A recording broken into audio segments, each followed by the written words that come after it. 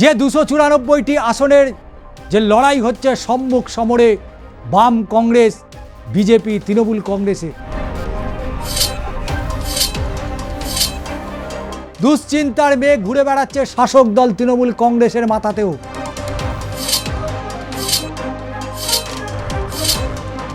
কলকাতা যার রাজ্য তার, ভবানীপুর যার রাজ্য তার। এবারে এই জোড়াসাঁকো বিধানসভা কেন্দ্র তৃণমূল কংগ্রেসের হার নিশ্চিত।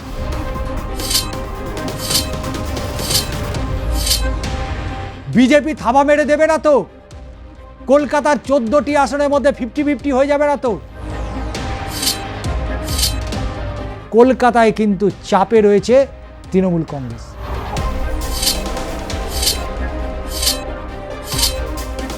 নমস্কার, শুরু করছি অ্যাকশন রিয়াকশন। আর অ্যাকশন রিয়াকশন মানেই রাজনৈতিক আলোচনা, বিশ্লেষণ, পুঙ্খানুপুঙ্খ ব্যাখ্যা। ভারতীয় রাজনীতিতে অনেক ঘটনা যা গত বেশ কয়েকদিন ধরে আলোড়ন ফেলে দিয়েছে, যাদের মধ্যে অন্যতম হচ্ছে দুটো ইস্যু এই মুহূর্তে সারা ভারতবর্ষ জুড়ে। এক, মধ্যপ্রাচ্যে যুদ্ধকালীন পরিস্থিতি। দুই হচ্ছে ভারতের ওপরে তার কতটা এফেক্ট পড়েছে, এবং সর্বোপরি এসআইআর। গ্যাসের দাম নিয়ে কেন্দ্রীয় সরকার নাকের জলে চোখের জলে হয়ে গেছে। তারা ক্যাবিনেট ডেকেছে, তারা ক্যাবিনেট বৈঠক করছে। ভারতবর্ষের মানুষকে কিভাবে শান্তিতে থাকতে দেওয়া যায়। কিন্তু আমরা প্রশ্ন করি, ভারতবর্ষের মানুষ বিজেপি সরকার আসার পর থেকে কতদিন সুখে স্বাচ্ছন্দ্যে বাস করেছে বলতে পারবেন? আমরা পরিসংখ্যান যদি দিই তাহলে 3 বারের পরিসংখ্যান দেব গত 15 বছরের। গত 15 বছরের 3 বারের পরিসংখ্যান দেব। প্রথমবার যখন 2014 সালে প্রধানমন্ত্রী পদপ্রার্থী নরেন্দ্র মোদী গুজরাট মডেলকে ভারতের মডেল করতে চেয়েছিল, অর্থাৎ গুজরাট যে মডেল সেই মডেলই হবে ভারতের মডেল। 2 কোটি বেকারের চাকরি বছরের, 15 লক্ষ টাকা মানুষের ব্যাংক অ্যাকাউন্টে পৌঁছে যাওয়া। দুটো আশায় প্রত্যাশা সমস্ত চুর চুর করে দিল। তারপরে 2019-এর লোকসভা নির্বাচন, কালো টাকা আনা হবে। ভারতবর্ষ থেকে যে কালো টাকা চলে গিয়েছে সেই কালো টাকা ফিরিয়ে আনতে হবে।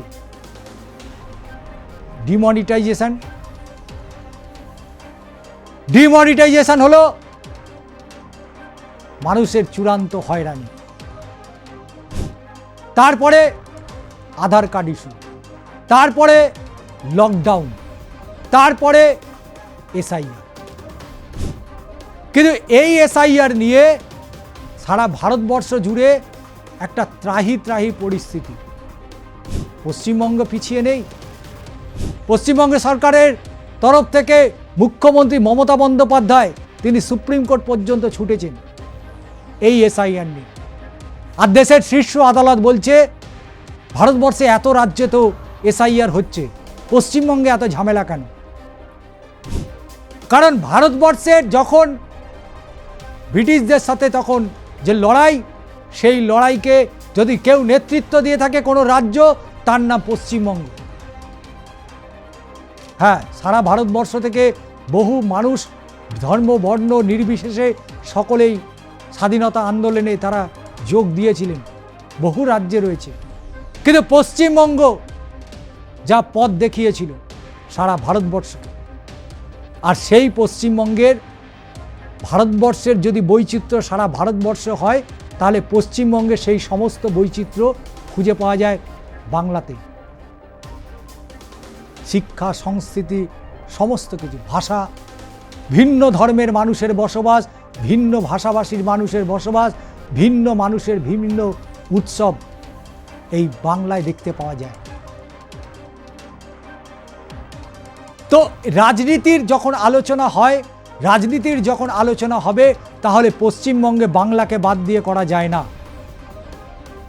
কিন্তু বাংলার বুকে বাংলার বুকে যে একটা অঘটন যে ঘটতে চলেছে এটা নিশ্চিত করে বুঝেছে বাংলার প্রতিটা মানুষ। যে 294টি আসনের যে লড়াই হচ্ছে সম্মুখ সমরে বাম কংগ্রেস, বিজেপি, তৃণমূল কংগ্রেসের, সেই সম্মুখ সমরের মধ্যে নজর তো রাখতেই হয় পশ্চিমবঙ্গের প্রাণকেন্দ্র বলা যায়, রাজধানী বলা যায় কলকাতা। যে কলকাতাকে কেন্দ্র করে সমস্ত রাজনৈতিক দল ঝাঁপিয়েছে, সেটা গতকালে নতুন জন্ম নেওয়া আমজনতা উন্নয়ন পার্টি হোক, সেটা ইন্ডিয়ান সেকুলার ফ্রন্ট হোক, তৃণমূল কংগ্রেস হোক, বিজেপি হোক, বামফ্রন্ট হোক, প্রত্যেকের নজর রয়েছে কলকাতার দিকে। অর্থাৎ এই 26-এর যদি পাখির চোখ করে যদি সমস্ত রাজনৈতিক দল এগোয়, তাহলে সেই পাখির চোখের একটা চোখ অবশ্যই কলকাতার দিকে থাকে। কলকাতায় তো নজর রাখতেই হয়, কারণ কলকাতার 11টি আসন, এই কলকাতার 11টি আসনের, মাফ করবেন 14টি আসন, সেই 14টি আসনের মাথায় ইতিমধ্যেই দুশ্চিন্তার মেঘ ঘুরে বেড়াচ্ছে। দুশ্চিন্তার মেঘ ঘুরে বেড়াচ্ছে শাসক দল তৃণমূল কংগ্রেসের মাথাতেও। কি হবে, কি হবে? নিজেদের গড় ধরে রাখতে পারবে কলকাতায়? ইতিমধ্যেই শ্যামপুকুর বিধানসভা কেন্দ্রে বিজেপি তারা ট্রেলার দেখিয়ে দিয়েছে। শ্যামপুকুর বিধানসভা কেন্দ্রে ট্রেলার দেখিয়ে দিয়েছে বিজেপি। কলকাতার ব্রিগেড ময়দানে প্রধানমন্ত্রী নরেন্দ্র মোদী তিনি যখন সভা করছেন, তখন গিরিশ পার্ক অঞ্চলে কি ঘটেছিল বাংলার মানুষের জানতে আর বাকি নেই। অর্থাৎ একদিন চাপা থাকা সেই বিজেপি আজকে তারা আগুনের ফুলকির মতো বেরিয়ে পড়েছে। 14টি আসন তৃণমূল কংগ্রেসের দখলে রয়েছে, কিন্তু আগামীকাল সকালবেলায় সেই 14টি আসন থাকবে তো তৃণমূলে। যেভাবে গত একাধিক ইস্যুতে কলকাতার সরগরম হয়েছে, বিভিন্ন ইস্যুগুলো, সে এসআইআর হতে পারে, আরজি করের ঘটনা হতে পারে, ল কলেজের ঘটনা হতে পারে, কর্মসংস্থান হতে পারে, শিক্ষা দুর্নীতি হতে পারে, কয়লা কেলেঙ্কারি, বালি কেলেঙ্কারি, গরু পাচার, প্রতিটা জায়গায় কিন্তু সরগরম হয়েছে এই কলকাতার বুকে। তাই কলকাতার মানুষের কাছে এমন কোনো ইস্যু নেই যেটা তারা জানেন না। কলকাতায় সমস্ত জেলা থেকে মানুষ আসেন কর্মের তাগিদে, কর্মসংস্থানের তাগিদে। কলকাতার সবথেকে বড় এলাকা, যেখানে সবথেকে বড় বড় অফিস রয়েছে, কাছারি রয়েছে, কলকাতায় রয়েছে সেই মেট্রো রেল। আর সেই কলকাতায় 14টি আসন, নজর তো থাকবেই।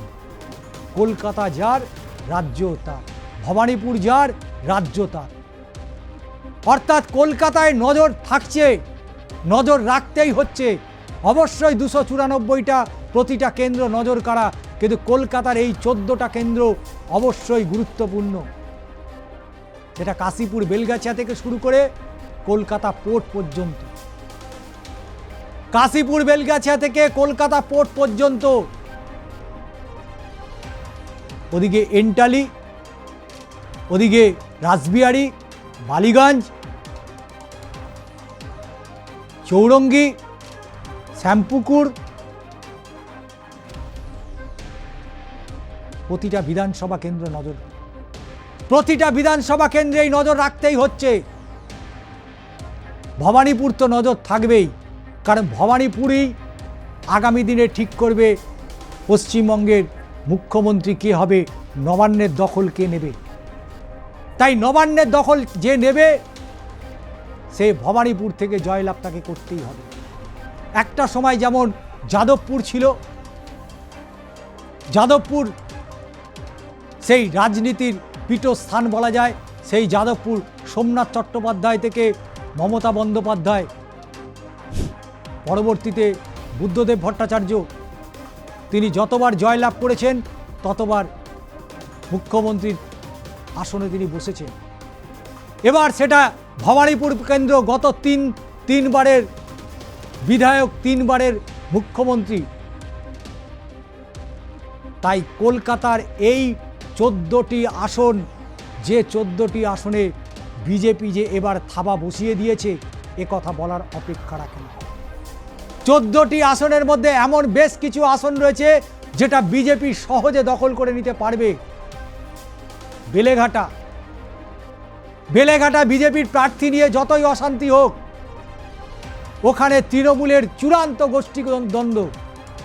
পরেশ পাল, এদিকে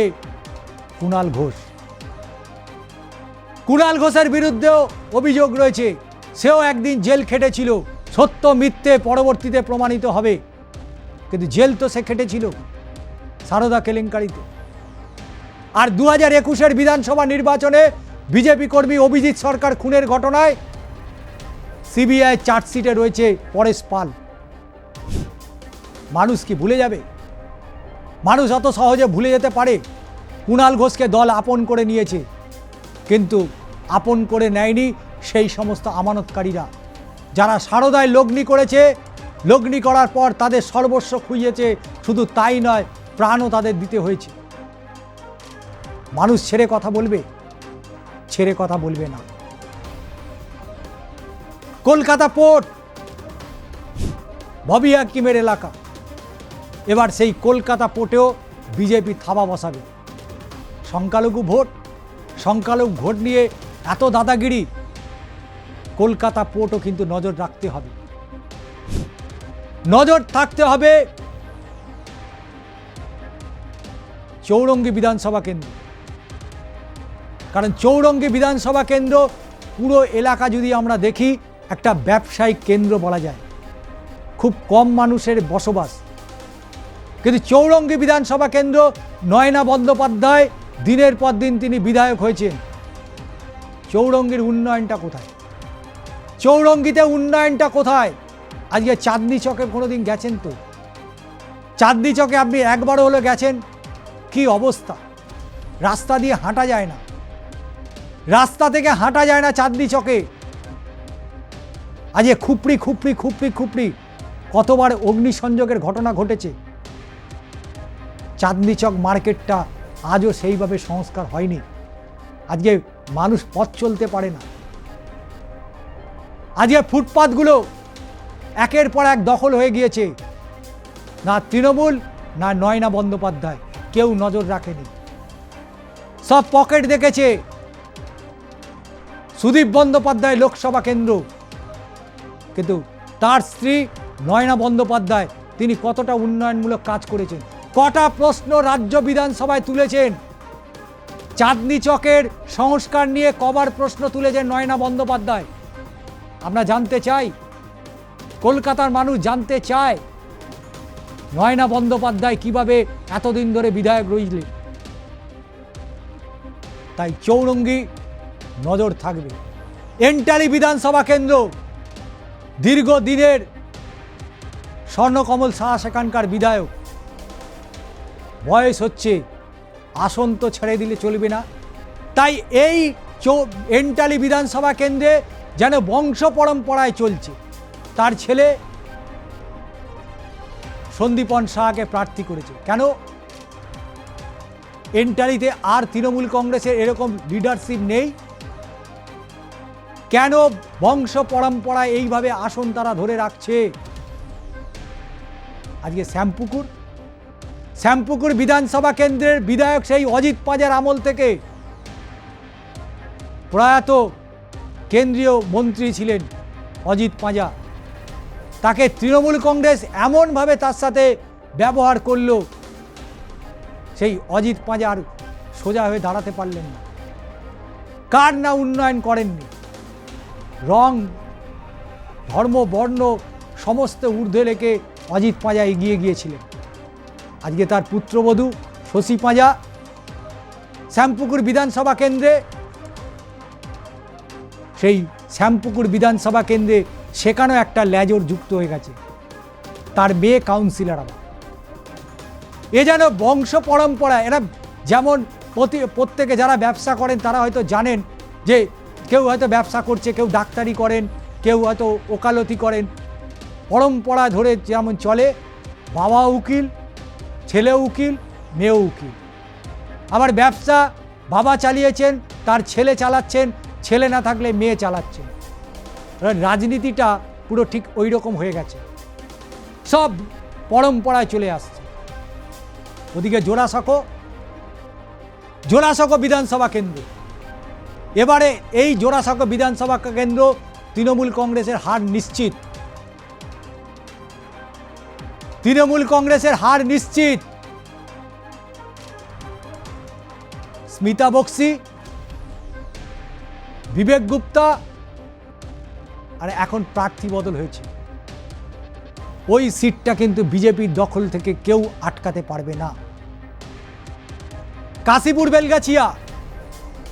বেলগাছিয়া সেই আসনটাও অতীন ঘোষের ধরে রাখা খুব কঠিন। এর আগেও আমরা বিধানসভা ভিত্তিক বিশ্লেষণ করেছিলাম। 35% সংখ্যালঘু ভোট। অতীন ঘোষ গত 5 বছর বিধায়ক ছিলেন। 5 বছরে কাশীপুর বেলগাছিয়ায় কি উন্নয়ন হয়েছে তার মানুষের জানার দরকার। বিধায়ককে সময় মতো পান কিনা সেটা জানার দরকার। কারণ কাশীপুর বেলগাছিয়াতে এবার হাড্ডাহাড্ডি লড়াই হবে। কারণ এসআইআরে যেভাবে নাম বাদ গেছে সংখ্যালঘু ভোটারের, সেখানে বেশ খানিকটা বেগ দেবে কাশীপুর বেলগাছিয়া অতীন ঘোষকে। আর ওদিকে দেবাশিস কুমারকে ইতিমধ্যেই ইডি ডেকে পাঠিয়েছে, জেরা চলছে, ঘন ঘন জেরা হবে। ফলে তিনি প্রচার করবেন না ইডির সমনে তিনি সাড়া দেবেন। ফলে কলকাতার যে আসনগুলো লড়াই হবে, ভবানীপুরে অস্বীকার করা কোনো জায়গা নেই। সবাই বলছে তৃণমূল, সবাই চাইছে মমতা বন্দ্যোপাধ্যায়। সত্যি কি তাই হবে? ফলাফল বদলে যাবে না তো? কারণ যেভাবে শুভেন্দু অধিকারীর মিছিলে যেভাবে লোক দেখতে পাওয়া যাচ্ছে, যেভাবে ভিড় বাড়ছে, তাতে ভবানীপুরও কিন্তু স্লিপ করে যেতে পারে। অস্বীকার করার কোনো জায়গা নেই, এরকম ভেবে নেওয়ার কোনো কারণ নেই। তাহলে বুদ্ধদেব ভট্টাচার্য যাদবপুর থেকে পরাজিত হতেন না, কারণ সেখানকার মানুষ জানে আমার বিধায়ক এ রাজ্যের মুখ্যমন্ত্রী। নন্দীগ্রামেও তো তাই। নন্দীগ্রামে মমতা বন্দ্যোপাধ্যায় যখন প্রার্থী হয়েছিলেন তখনও তিনি রাজ্যের মুখ্যমন্ত্রী ছিলেন। আজকে যখন ভবানীপুরে বিধানসভা কেন্দ্রে তিনি দাঁড়িয়েছেন, আজকেও তিনি মুখ্যমন্ত্রী রয়েছেন। সেদিনকে তাহলে নন্দীগ্রামে হেরে গেলেন কেন? কারণ মানুষ তো জানতো তাদের বিধানসভা কেন্দ্রে রয়েছে রাজ্যের মুখ্যমন্ত্রী, যার নাম মমতা বন্দ্যোপাধ্যায়। মানুষ ভোট দিয়েছিলেন। শুভেন্দু অধিকারীকে যথেষ্ট ভোট পেয়েছিল, জয় পরাজয় তো আছেই, কিন্তু লড়াইও দিয়েছে, জয়লাভও করেছে। বালিগঞ্জ বিধানসভা কেন্দ্র, এন্টার বালিগঞ্জ কিন্তু দেখলে পাওয়া যাবে প্রায় 50-50, অর্থাৎ সংখ্যালঘু ভোট 50% আছে। 50% আছে সংখ্যালঘু ভোট, আর 50% আছে আর বাকি। ফলে এই জায়গাও কিন্তু বালিগঞ্জ নজর থাকছে। রাসবিহারীতে বিভিন্ন ভাষাভাষীর মানুষ থাকেন, বিভিন্ন ধর্মের মানুষ থাকেন, তাই রাসবিহারী কিন্তু নজর রাখতে হয়। তাই এই কলকাতার 14টি আসন তৃণমূল কংগ্রেসের কাছে ধরে রাখা চ্যালেঞ্জ শুধু নয়, তাদের মধ্যে ধীরে ধীরে কিন্তু আতঙ্ক বাড়ছে। বিজেপি যেভাবে প্রচার করছে, বামেরা যেভাবে প্রচার করছে, তাতে করে কিন্তু তৃণমূল কংগ্রেসের কলকাতার এই 14টি আসন ধরে রাখা কঠিন নয়, চ্যালেঞ্জ। কিন্তু সেই চ্যালেঞ্জ নিয়ে তারা কি এই 14টি আসন বার করে নিয়ে আসতে পারবে? বিজেপি থাবা মেরে দেবে না তো? কলকাতার 14টি আসনের মধ্যে 50-50 হয়ে যাবে না তো? কারণ কলকাতায় বিজেপি শূন্য, তাদের হারানোর কিছু নেই। কিন্তু তৃণমূলের 14টা আসন রয়েছে, তাদের হারানোর রয়েছে। তাদের হারানো আর বিজেপির পাওয়া, সারা রাজ্যের যদি আমরা হিসেব করি, 77টি আসন 2021-এ পেয়েছিল বিজেপি, কলকাতায় তারা শূন্য ছিল। তাই কলকাতায় বিজেপির হারানোর কিছু নেই, কলকাতায় বামেদের হারানোর কিছু নেই, কংগ্রেসের হারানোর কিছু নেই। যদি কেউ হারায় সে হচ্ছে তৃণমূল কংগ্রেস। তাই কলকাতার 14টি আসনের মধ্যে এবার কিন্তু ঢুকছে বিজেপি। তাপস রায় আছে, বেলেঘাটা দীর্ঘদিনের সাধন পাণ্ডের এলাকা, আবার সেই বংশ পরম্পরা। মানুষ কিভাবে মেনে নিচ্ছে সে মানুষই জানে। কেন পরিবর্তন হয় না? পরিবর্তন হলে কিছু তো পরিবর্তন হয়। একটা মানুষ যদি সারা জীবন ওই একই আসনে বসে থাকে, তিনি মনে করেন আমি যেটা করব সেটাই শেষ কথা। একটা সময় সাধন পাণ্ডে করেছেন, তার পরবর্তী পর্যায়ে তার স্ত্রী সুপ্তি পাণ্ডে, আজকে তার মেয়ে। যেন মনে হচ্ছে ওই মানিকতলা বিধানসভা কেন্দ্রটা যেন হচ্ছে পাণ্ডে পরিবারের পৈতৃক সম্পত্তি। ওই আসনে আর কাউকে প্রার্থী করার মতো কেউ কি নেই? সত্যি কেউ নেই। যদি থাকে কেন তৃণমূল কংগ্রেস করছে না প্রার্থী? এই প্রশ্ন মানুষের মধ্যে ওঠে না? কেন মানিকতলায় এই পাণ্ডে পরিবার বংশ পরম্পরা ধরে তারা চালিয়ে যাবে? মানিকতলা বিধানসভা কেন্দ্র কিন্তু আজকে আর সাধন পাণ্ডে নেই। সুপ্তি পাণ্ডে উপনির্বাচনে জিতেছিল, কিন্তু শ্রেয়া পাণ্ডেকে পুরো সরাসরি নির্বাচনে লড়াই করতে হবে। মনে আছে তো, কেন্দ্রীয় বাহিনী দাপিয়ে বেড়াচ্ছে শহর জুড়ে, গলি থেকে রাজপথ, যেখানেই চোখ দেবেন কেন্দ্রীয় বাহিনী ঘুরছে। বাইরের রাজ্য থেকে পর্যবেক্ষক আসছে, বিএলও থাকবে গেটের বাইরে। মৃত ভোটাররা আর আসবে না ভোট দিতে, স্থানান্তর আর আসবে না ভোট দিতে। যাদের দু জায়গায় ভোট তারা এখানে ওখানে ভোট দিতে পারবেন না। ফলে কলকাতায় কিন্তু চাপে রয়েছে তৃণমূল কংগ্রেস।